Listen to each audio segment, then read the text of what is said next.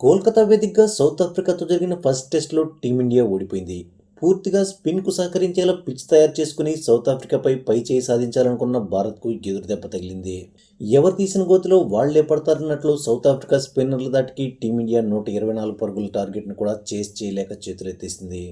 దాంతో 2 మ్యాచ్ల టెస్ట్ సిరీస్లో సౌత్ ఆఫ్రికా 1-0తో లీడ్లోకి దూసుకెళ్లింది. ఈ క్రమంలో ఫస్ట్ టెస్ట్కు స్పిన్ పిచ్ తయారు చేయడంపై తీవ్ర స్థాయిలో విమర్శలు వ్యక్తమయ్యాయి. ఇటువంటి పిచ్లను తయారు చేసి టెస్ట్ క్రికెట్ను చంపేస్తున్నారంటూ మాజీ క్రికెటర్స్ ఫైర్ అయ్యారు. పిచ్ క్యూరేటర్పై విమర్శలు కూడా గుప్పించారు. అయితే టర్నింగ్ ట్రాక్ అడిగింది మేమేనని, కానీ అందుకు తగ్గట్లు మా బ్యాటర్స్ రాణించలేకపోయారని team India head coach Gautam Gambhir clarity ఇచ్చాడు. దాంతో గంభీర్ చేసిన కామెంట్స్ ఫ్యాన్స్కు మరింత కోపాన్ని తెప్పించాయి.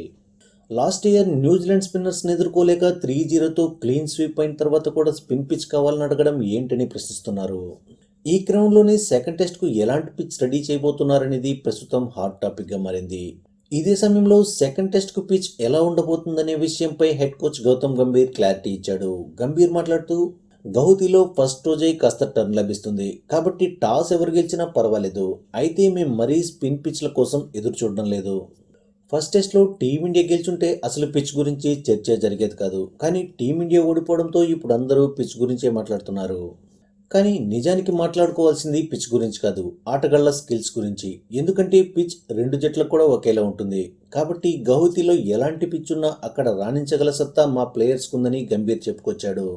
ఇక గౌహతి పిచ్ను ఎర్రమట్టితో సిద్ధం చేశారని ఒక బీసీసీఐ అధికారి మీడియాకు తెలిపాడు. అతనేం చెప్పాడంటే, పిచ్లో ఎక్కువ పేస్ ఇంకా బౌన్స్ జనరేట్ అయ్యే అవకాశం ఉంది. దాంతోపాటు టీమిండియా ముందే కోరినట్లుగా ఖచ్చితంగా పిచ్లో టర్న్ ఉంటుంది. అయితే బౌన్స్ మరీ ఎక్కువగా ఉండకుండా క్యూరేటర్స్ జాగ్రత్త తీసుకుంటున్నారని సదరు అధికారి తెలిపాడు. దీన్ని బట్టి చూస్తే సెకండ్ టెస్ట్ కూడా పిచ్ స్పిన్నర్లకు అనుకూలించే విధంగానే ఉంటుందనేది అర్థమవుతుంది. మరి టీమిండియా బ్యాటర్స్ ఎంతవరకు రాణిస్తారో చూడాలి.